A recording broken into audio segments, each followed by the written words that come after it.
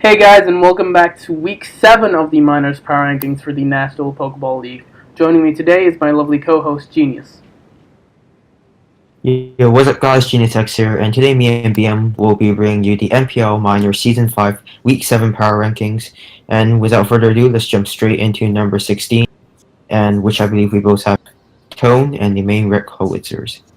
Yeah, we both have Tone in this number 16 spot. Now, I really like the Magic Coat tech from the Primarina. However, Tone wasn't actually able to prevent webs from being set up later in the match, which I felt was really detrimental to him. As well as that, letting his Primarina get weakened relatively easily meant that Keld was able to really tear apart his team, because apart from the Primarina, he really didn't have much for the Keldeo. That, as well as, again, letting webs get up on his side meant that his offense wasn't able to muscle past Meow's offense, which I believe lost in this match. Yeah, definitely. The Sticky Web or Magic Coat tech was really well prepped by Tone. However, he went for a Encore straight after on the Rabombi, which I found was unnecessary due to the fact that it took a 34% from a Moonblast for no reason. And with his Primarina being his only water or reliable Keldeo check, pretty much, he wasn't really able to check Meow's Keldeo later on into the game because of that series of plays. And although he did manage to prevent webs on turn 1, he did struggle to prevent Mew from setting them back up, which basically meant that even though he nullified webs, it wasn't really a good trade for him because he just let Mew get off damage on his Primarina. And as you said, he played extremely passively after he got up the webs on Mew's side. And I believe that's because he saw he was in a really good position and he had no reason to play aggressively after he got webs set up on Mew's side, which is why I believe he played a bit more passively this game during the mid and late game, which is why it probably cost him into the match due to the fact that Mew was able to capitalize on Primarina being weakened and just sweep the end game with a Keldeo as it still outsped everything on Tone's team under webs except for Scolipede. Yeah, I agree with that. He foolishly let his Primarina die to a Mega Mall, well, for no apparent reason. He clearly had an Arcanine in the back. That, as well as him playing passively, and just his matchup this time around, I felt like is what warranted him the number 16th spot. Now, moving on to my number 15 and your number 14, we have Cloud Envy and the Jersey Weavels. Now, looking at the actual match, there's a lot of hacks that played in favor of Cloud's side. Obviously, the crit with the Sableye up against the Snorlax. Pokemon is a game of luck, and I understand that Cloud was actually fishing for the crit. That, as well as another crucial turn when the Porygon was able to burn the Metagross, meaning that it would survive the next Meteor Mash and proceed to sweep John W's team. Now, I like some of Cloud's prep. However, like, say for example, the physically defensive Sableye, I thought that was pretty decent for handling the majority of John's team. However, he sacked out the Golem I believe turn 2 or turn 3 to the Mega Gallade, which meant that he didn't really have a sturdy switch into the Tornado Starion after. And if it weren't for the hacks, especially up against the Metagross, I felt like Cloud would have probably lost this match to John. Yeah, definitely. John played this game really solidly, and I feel like Cloud definitely needed the hacks to even have a chance to win in the late game.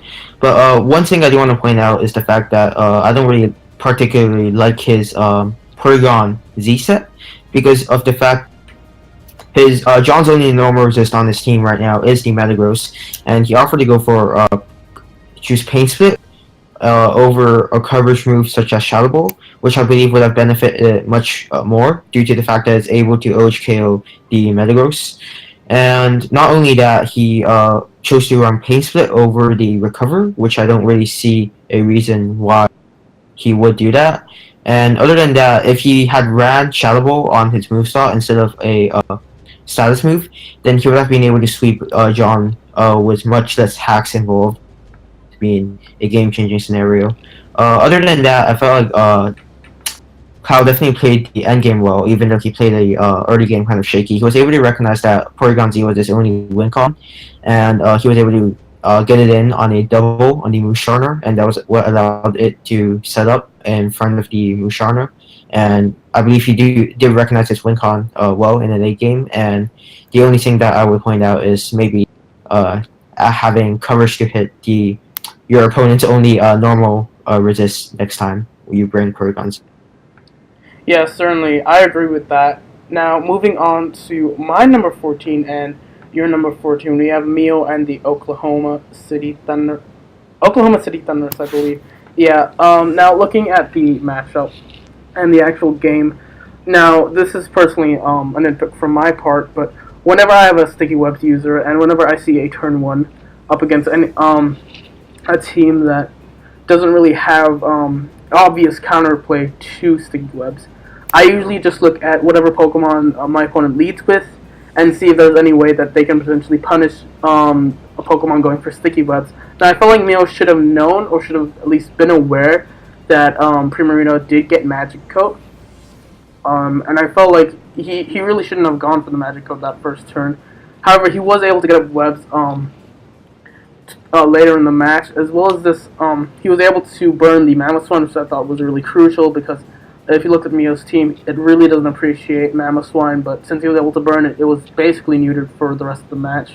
That as well as his offense was basically able to beat Tone's offense 1v1. He was able to kill the Primarina so that the Keldeo could win in the end game, and he was also able to use Haxorus decently well and stall out the Scolipede with his Gliscor. And I'm a firm believer that due to his offense beating Tone's offense, it was basically what won him this match. Yes, definitely. Mio put up a lot of pressure after he managed to nullify the sticky wave by putting it up on Tone's side as well. And being able to get it up chip on the Premier Arena turn 2 was huge, especially because, like we said before, Cody was a huge threat to Tone's team. Other than that, I feel like a few plays I can point out is the fact that he could have preserved his Gliscor against the potential Scolipede due to the fact that it didn't. Tone was playing extremely passively, and he didn't reveal a Source Stance, and he could have Roost stalled the Aqua Tail because we all know Aqua Tail has a chance to miss. And if he did do that, he would have had one more Pokemon in Gliscor, which would have been pretty impactful considering Tone also had the Arcanine on his side and potentially even the Zoroark as well. So I felt like that was something that could have been improved on. But overall, Mio was able to play the end game really well, utilizing Mallow especially nicely, being able to kill off the Primarina just for the Keldeo to win late game. And other than that, there's really not much to say about this game. He was managed to nullify Tone's threat after turn 1 Magic Coat, and he was able to clean up late game after weakening Keldeo's checks. Yeah, I agree with that, especially with the Gliscor sentiments. I do believe if there is a mirror Sticky Webs on both sides, then I believe preserving all your Pokemon rather, that are immune to Sticky Webs is really crucial because that means that it has a chance to outspeed the majority of the opposing team's Pokemon, especially since Tone didn't actually bring any Pokemon that were immune to Sticky Webs. Not that I don't think he had too many on his roster to begin with. Now, moving on to number 13, I believe we again both have the Uzi Gunner and his Bullet Punch Club. Now, I feel like this match played by Uzi was arguably the best match he's ever played, at least this season, I feel, with his team. He was able to keep up offensive momentum, especially with his Thundurus, throughout the course of the match.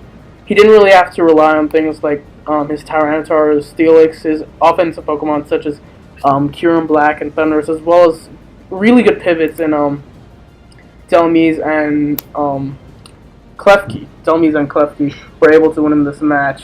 I felt like this was just a really strong showing from Uzi, and it's certainly one I'd like to see more often.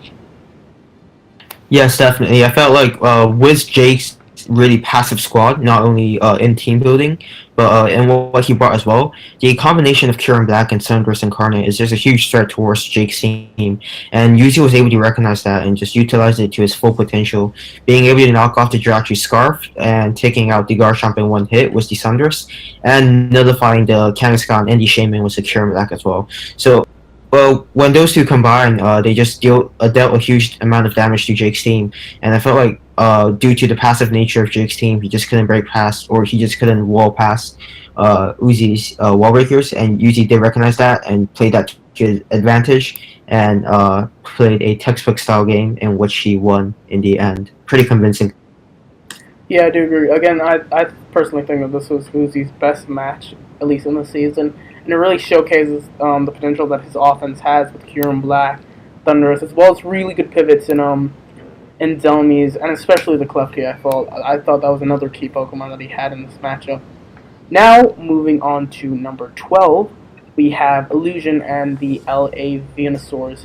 Now, the first turn hacks, well, not really hacks, but the unluckiness of the gunk shot missing up against the Slurpuff was really unfortunate for him because that meant that his Infernape rather would not have been knocked down to 10%. But I felt like Illusion was really punished this match for not having a sturdy Nihilego switch in. He didn't have a poison resist at all, and neither do I believe he had. Did he have a rock resist? I believe his rock resist was Infernape, which he let get whittled down at the start of the match. That as well as he just by the time he was able to take out the Nihilego, I felt like he practically lost the match. There just wasn't a point in the match where I could see Illusion winning it at all. And that's what and honestly, it was down to just bad prep, I feel. He played decently, even with webs up. He was able to bring it to a close 1-0, but I felt like he wasn't able to win the match at any point. Yes, definitely. And I feel like there has been a lot of web games this week, as we can see from Mio and Tone's game this week as well. But other than that, I feel like Illusion had no offensive pressure on Turbo this game because he was absolutely dominated by the Nihilego. As you can see, his initial switch into the Nihilego was definitely the Vileplume. However, it just got bodied by Acid Spray into a Psychic. And the damage that Nihilego ended up doing was huge, taking out the Staraptor, Vileplume, and dealing 96% to the Hydreigon. And after that, there was really no way for Illusion to come back, even though he did try to do it with CM Coco. However, it was just it was under the influence of Sticky Web, meaning that pretty much all of Turbo's team outsped it, so it could revenge it pretty easily. And it wasn't a good match for Illusion at all. However, the gunk shot miss was definitely unfortunate because if he had Mach Punch on the Infernape, he could have preserved his Infernape at full health, and Mach Punch would have been able to deal a significant amount of damage to the Nihilego. However, I don't know if he had Mach Punch or not, so I can't really tell. But other than that, Illusion definitely needed something that could check the onslaught of Nihilego against his team. And if you look at his draft, he definitely did have options in mons such as Empoleon and Gligar. However, he just didn't bring them. So I felt like he definitely underrated the Nihilego in this matchup, and that's what cost him the game. Yeah, I agree with that. And just to add on to the first turn hacks, I'm pretty sure Gunk Shot up against Slurpuff was a roll. And if he didn't get a high roll, or didn't get the max roll rather, that meant that the Infernape would have been able to Gunk Shot the Slurpuff, not knocking it into its Focus Sash, meaning that Infernape would outspeed the second turn and would be able to kill it with the close combat. So the Slurpuff, in theory, wouldn't actually be faster if Illusion got the same roll that he did up against it in the actual match. So that's just something to note. Moving on to our number 11 spot, I believe we both have John W. on his Indiana Keldeos. Now, looking at this matchup, I like some of the prep that he had for Cloud Enemy's team, like the Barrier Roshana, which I thought was pretty good for the Lopunny, being able to beat most variants of it, bar the Encore variants of it. However, I really didn't like the fact that he only had his Tornadus Theron that could check, really beat a physically defensive Sableye 1v1, because Mega Gallade, Snorlax, Musharna, Metagross, and to an extent even the Diggersby can't really muscle past a physically defensive Sableye. However, he was able to keep the Tornadus in the back throughout the course of the match. I felt Tornadus also really helped up against Cloud Enemy's team because he was able to dispatch the Golem, I believe turn 2 or turn 3. Of course, the hacks up against the Snorlax was really annoying for him because that was a potential win con if the Sableye was gone, as well as that the hacks up against the Metagross was very, very crucial because had he not been burned and had he connected the Meteor Mash, I believe that he was in a really good position to win because if you look at his team up against Cloud's team, um, he had really good checks for the Lopunny. He had a way to beat the Bulu as well as a way to beat the Sableye. But again, Pokemon is a game of luck, and it's unfortunately not in his favor for this match. Yes, definitely. I do believe that John played really well this match, and the game really just didn't go his way with the crit on the Snorlax and the burn on the Metagross. However, he did play really well early game, being able to kill off mons such as the Golem and the Latias, and he was he was in a position where he can pretty much just win straight away if he didn't get hacks. However, if there's one thing that I have to critique about his game or his prep this game was the fact that he let Porygon Z set extremely easily. Because of the fact that if Cloud's Porygon Z was a Shadow Ball variant, then it would have probably just swept through John's team if you look at his team, because Snorlax was dead at that moment. And then if you look at John's team again, the only mon that Porygon Z can set up both a Agility and a Nasty Plot on is the Musharna. So I believe that he could have had some countermeasures for that, because it was pretty obvious that Cloud was going to set up his only Wincon left on the Musharna. And if John had packed something like Thunder Wave, or maybe even doubled on the predicted Porygon Z, then he could have probably avoided the setup in general, because of the fact that if it was a Shadow Ball Porygon Z, as I said before, it could have been much more threatening than a mono tri-attack variant. So something you could consider next time when facing a dual dance setup mon is maybe bring like a Thunder Wave on the only mon that it can set up on, and etc. Yeah, I completely agree with that. Now moving on to our number 10 spot, we both have the connected Sibelions and AI. IA, sorry. I really didn't like some of the prep that he brought this match. I thought the Selgor was interesting. I understand its purpose, however, it wasn't actually able to beat Piloswine 1v1 due to the Zelo Persian. And honestly, apart from the early game where he tried to set up with his bulky Manaphy, I really feel like IA didn't have much momentum in this match at all. I felt like he was on the back foot for the majority of it, and he let his team get chipped down to the point where something like a Rock Polish track and was able to sweep his team. And overall, this just wasn't a good showing from him, and I'm expecting better results from him next week. Yes, definitely. And because of how IR played this week, he brought really interesting sets, as you said, such as the Infestation Toxic Selgor, which was definitely probably weaken the Piloswine. And I can definitely see his matchup this game, where it was going to be weakening Hiker's team to the point where a Baton Pass from the Selgor into the Manaphy is able to win the game.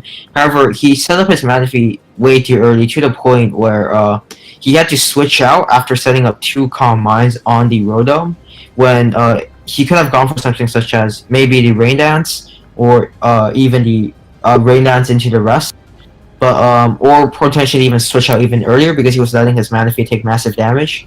And due to this fact, because he revealed Scald on the Rotom and not Energy Rule, it was pretty obvious to Hiker that this was going to be a Rain Dance, Rest, Calm Mind, Mono Scald variant of Manaphy.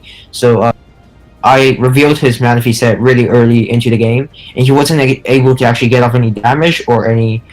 He wasn't able to break past anything on Hiker's team after in the end with the Manaphy, getting off only 33% on the Rotom. So he was forced to switch out with the Manaphy after it got chipped down to 30% and revealed his whole set. So that I really didn't like about his plan. And other than that, he really just couldn't keep up with the momentum Hiker had during this game. He managed to get up rocks at one point, but and he tried to get up screens, but in the end he had to just default them away because he had rocks on his own side of the field. Other than that, Hiker was able to pivot around the Z Latios extremely well, being able to bait out the Thunderbolt and the Psychium Beam using the combination of Celesteela and Piloswine, which just left I pretty much hopeless. And other than that, there really isn't much that we can say. In the end, he just got swept by the CM Comfy plus the Terrakion. And other than that, I feel like he didn't really have a chance in this game out. Yeah, that perfectly sums up my thoughts on the Connecticut Rebellions. Um, it perfectly sums up my thoughts on the Connecticut Rebellions match this week. Now, moving on to our number 9, I believe we both share the Olympic flag on and Keegan. Now, I really liked how Keegan was able to utilize the Skarmory, especially with Tailwind. I thought that was pretty good.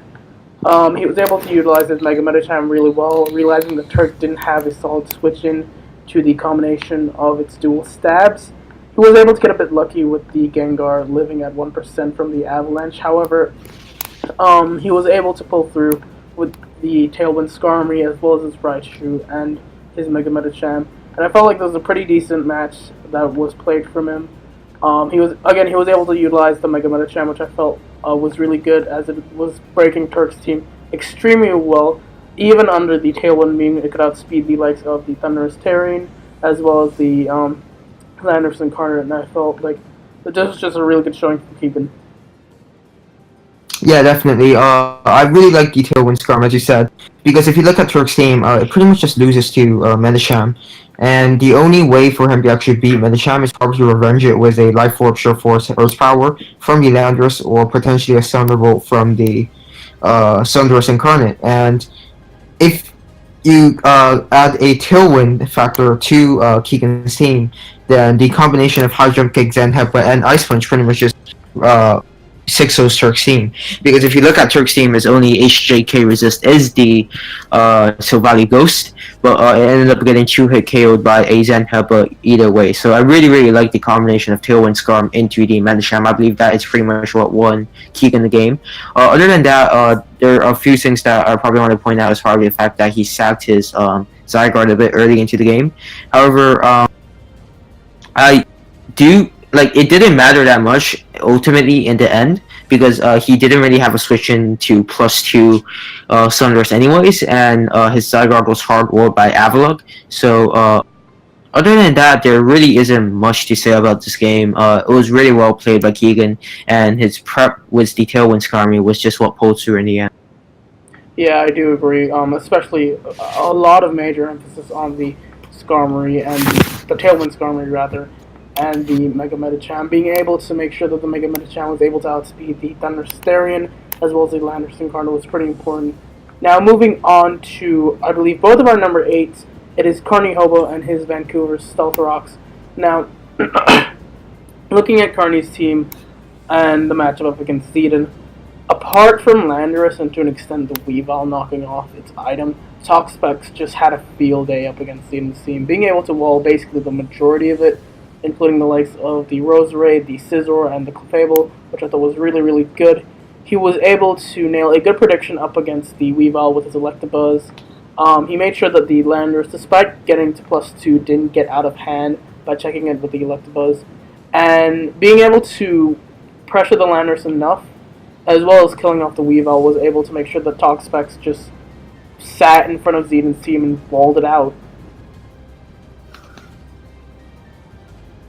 Yeah, definitely. I felt like one of the probably the best play this week, in my opinion, was the Focus Blast Weavile with the Electabuzz, because normally in a regular match, most people wouldn't mess around when they have a +2 Landorus in front of them, especially when the rest of their team is really prone to the Landorus as well. So realizing that Zedon would expect HPS and make an aggressive switch into the Weavile was huge for Carney, as he was able to catch the Weavile really early into the game with a huge Focus Blast. And after that, he pretty much just had the momentum for the whole game, because I do believe that he was actually on the he was on the back foot early in the game, with Zedon being able to kill the Ferrothorn and getting up rocks and one layer of spikes.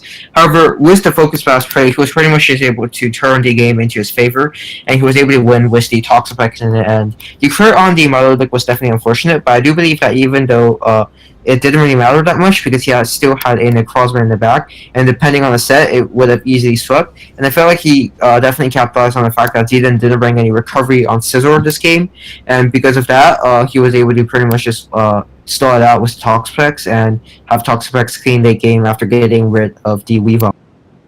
Yeah, I do agree. And his lower tier picks, especially the Electabuzz and really crucially the Alone Doucher, really seem to be putting in work. I think Carney's really coming to his own in terms of utilizing those lower tier picks. I know it's something that he tries to put emphasis on whenever building, and I do think it is starting to work out for him.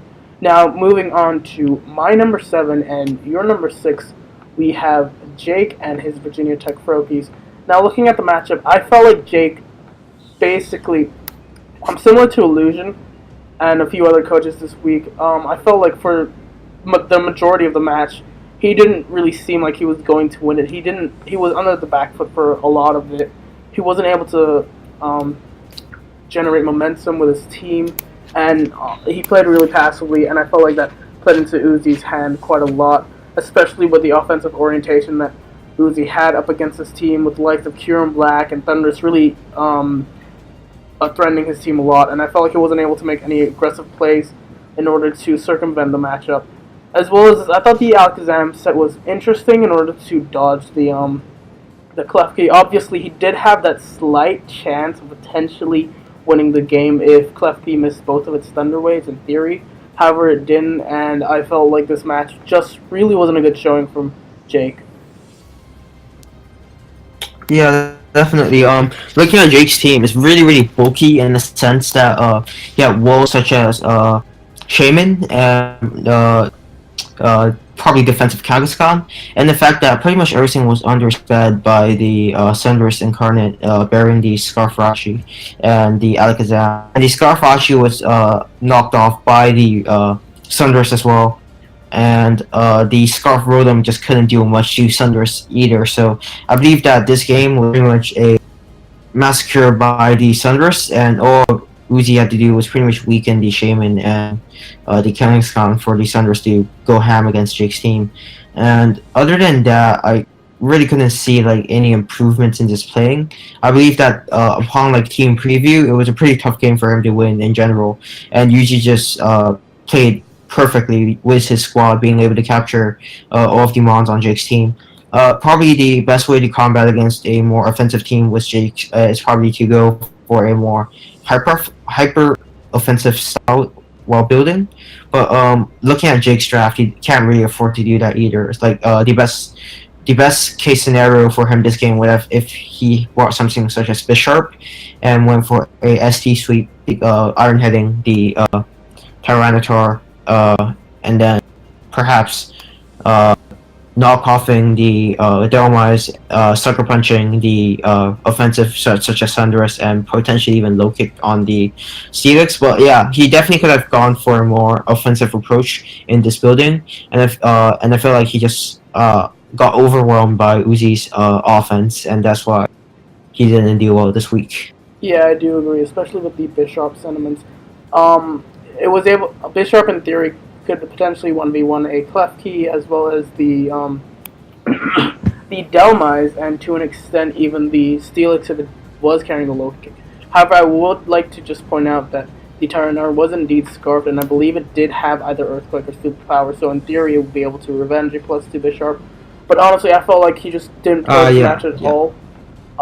This matchup well at all. The matchup wasn't in his favor as well, and I felt like that's kind of just what lost him this match.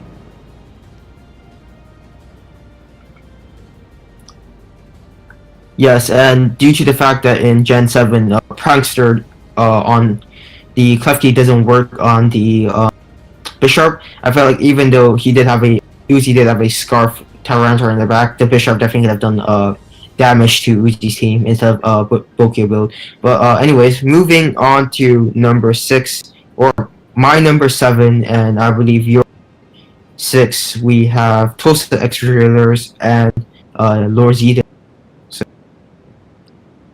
Yeah, honestly, I don't feel like Xenon played this match too well. I was a bit confused about the sub-SD Baton pass Scizor. I don't understand the thought process behind it. I understand potentially passing it to the Landers, but basically making the Scizor set up bait for, or not set up bait, but rather having no way to circumvent the Toxpex matchup, which I felt was really bad considering that Toxpex matches up against Xenon's team really well, because it can wall the majority of his team, and the things that potentially threaten out a talk specs. They can't really switch into talk specs in the likes of the Landers, and to an extent a Weavile. It was there wasn't anything he could have really done about the focus blast play on his Weavile. That was just really good from Corny's side.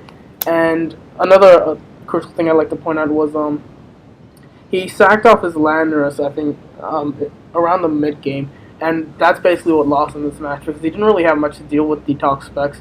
The crit on the Melodic also really mattered because he would have been able to potentially PP stall the low end Dugtrio out. However, luck wasn't on his side, and I think rightfully so, he did lose this match. Yeah, definitely. One thing that we have to criticize is the fact that he brought no Roost Scissor, which I believe shouldn't be brought in a matchup like this, considering a Scissor would have been really good to combat stuff such as the Ferrosaurn and even the Alolan Trio or the Hitmonlee. So I believe that Roost should definitely have been an option on the Scissor. And other than that, I really like the hazard stacking with the Roserade and the Clefable. And because all of Carney's team is grounded, they were impacted by rocks and spikes hugely. And other than that, there really isn't much to say about Zayden. Pretty much tilted after the Weavile died to Focus Blast from the Electabuzz, and he was only able to get back into the game with his only wall breaker being the Landorus, of course, because Carney actually didn't bring a ground resist at all. Three of his mons were weak to ground, and the other three were neutral. So Landorus was probably the largest threat to Carney's team by far. And with that, he wasn't really able to utilize it wisely because of the fact that he let it switch into a Scald, I want to say. Yeah, Scald. Yeah, he let the Landorus switch into a Scald on the top spec, which I don't think is the right play considering how useless the Scissor was at that point, considering he didn't bring Roost. I felt like the Landorus could definitely have been used more wisely this game to be able to beat Carney. And yeah, so that's all I can say for Zayden.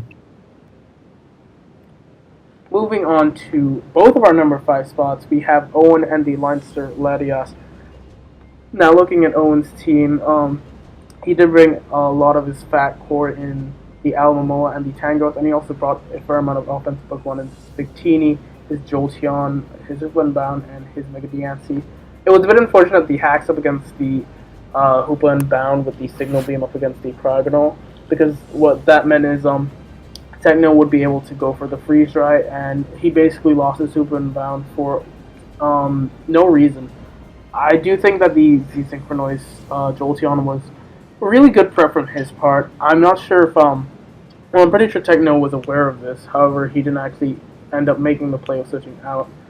But the main problem I see in Owen's team is that Techno's team, rather, he was able to bring a real good breakers up against his Fat in the Subcomine Sylveon with 2 attacks, and Owen also had enough counter teaming, or rather counterplay, to his offense Pokemon in Victini, Jolteon, and Mega Diancie.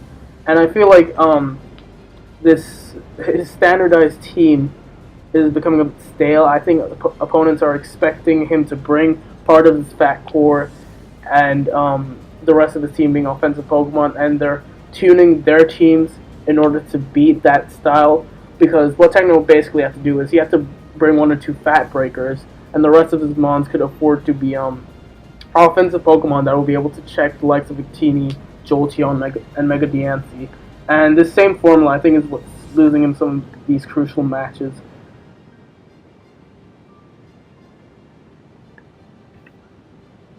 Yeah, definitely. One thing I do want to say is that crits were really unfortunate on Owen's part because of the fact that with the Signal Beam crit, his scoop up and switch back in on rocks anymore, and it was one of the main to break past Techno's team, assuming it had moves such as Psyshock, which would help it beat stuff such as Sylveon much more easier than how he dealt with it later into the game.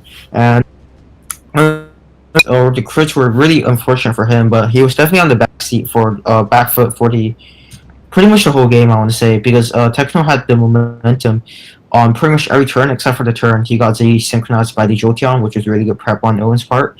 But Techno was pretty much able to Techno was able to make mistakes with his team because he had mons such as CM. What was this mon called again? The Sylveon. CM Sylveon, yeah, the Sylveon, which was able to, which had a lot of leeway against a bunch of stuff, such as the Tangros or the Amamola, or potentially even the Jolteon at +1. What really saved Owen from getting swept by Jolteon was the max attack, max HP, max special defense, sassy natured Dancy. But other than that, he really didn't have a lot of momentum vs Techno's team this game, and he really do need to kind of start prepping a bit more unpredictably with his draft. Although I do say he's was the synchronized Jolteon, but his builds are definitely getting expected by his opponents, and like you said, he's gonna be having a rough time in the next few weeks as well, facing off against the rest of his opponents. Moving on to number 4, we both have Turk and his Toronto Luxrays. Now, Turk, I felt, played a decent match. I really didn't like the fact that he didn't have much counterplay to the Mega Medicham. I understand Silvally Ghost. However, I thought Silvally's Psychic could potentially be a better frame in order to resist Medicham's dual stabs and throw it out a bit more in comparison to being 2 KO'd by Zen Headbutt. I felt like the Thunderous play up against the Zygarde was really, really good. He tried to play around the Tailwind Skarmory pretty decently, however, he wasn't able to utilize it the best. Not utilize it the best, but rather play around it the best. I really did like the Gravity Lando, though. Being able to potentially hit a Skarmory if it needed to, due to gravity nullifying its flying typing, but also being able to use Iron Tail in order to hit the Florges in conjunction with that. However, due to the Tailwind, I felt like he was basically down for the majority of the match, and Tailwind isn't something you necessarily can prep for in your team building. However, I don't feel like he played the match to the point where he was able to circumvent it, or rather get a better matchup from it, and that's what I believe lost in this match.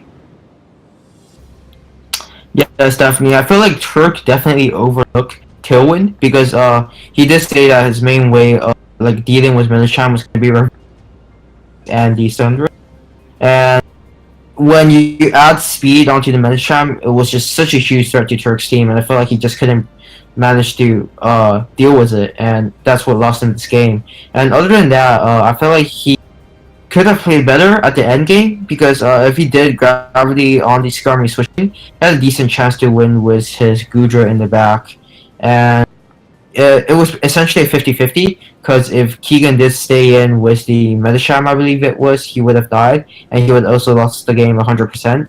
But other than that, I felt like Turk did play decent. It's just that he overlooked the Tailwind Skarm and the Medicham combo, and other than that, I thought he can the next few weeks as well because of he is a good player after all. So.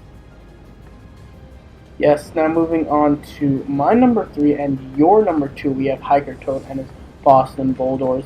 Now, I really liked Hiker Toad's prep in this match, bringing the likes of the Z Parting Shot, Lone Persian, as well as a really good set in the Shed Shell Rock Polish Terrakion, realizing that it had really decent potential in the late game after he got chipped on the Dawn Fan, as well as the Manaphy, as well as the Latios, and to an extent breaking the Dugtrail's potential sash, which he was able to do. I do think that he played around the bulky Manaphy really well, realizing the fact that a bulkier Manaphy was really threatening to his team, because if you look at his water resist, his only water resist is Rotom and something like a +3 Spadef.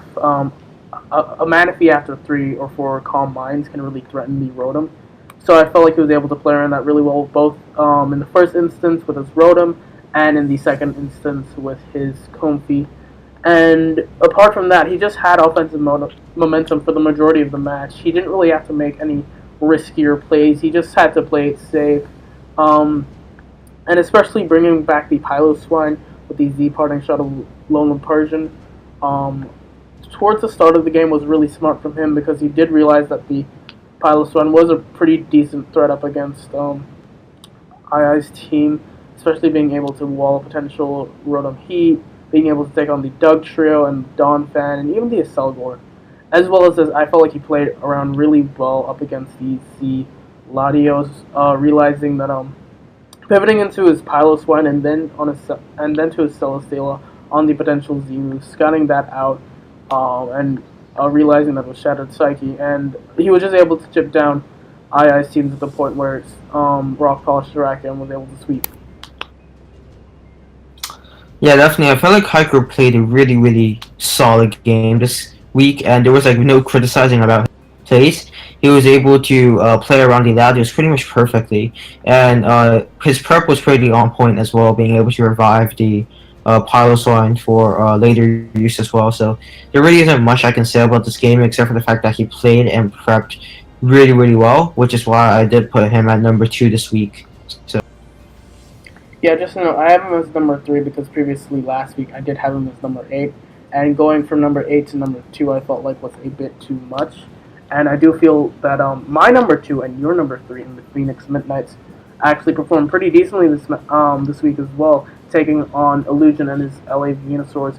Now, again, the first turn hacks with the Slurpuff and the Gunk Shot missing from the Infernape was really good in Turbo's favor. However, I felt that his Nihilego Bring was really, really good. Um, Acid Spray, I understand Acid Spray, potentially knocking down one or two of Illusion's bulkier Pokemon, but even something like a Choice Specs or Choice Scarf or a Life Orb, or a Life Orb, Nihilego could have really put in work, and he was able to utilize it really well, taking down the Vileplume, the Staraptor, and chipping down the Hydreigon to the point where it died to Rock Suchin. He was able to play around the Calm Mind Coco as well as the SD Unburdened Electric Seed Sceptile really well. And even though it was a 1-0, I felt like there was no point in the match where Turbo was going to lose. Yeah, definitely. Turbo has momentum pretty much the entirety of this game. After getting up webs round 1 and pretty much just getting rid of the Infernape straight away. So I felt like he really didn't have to play aggressive this game, and he definitely proved that, being able to deal with pretty much everything on Illusion's team, such as the CM Coco, as you said, and the Hydreigon slash Sceptile as well. So there really isn't much to say. He managed to pretty much just kill like 3 members with Nihilego, and he played safe until the end game, and his prep rewarded him. So really well played game by, really well prepped and played game by Turbo, and there really wasn't much that Illusion could do this game to bring it back. Now moving on to both of our number 1s, we have Techno and his Carolina Pantherians. Now, I felt like Techno really didn't have to prep too big in this match.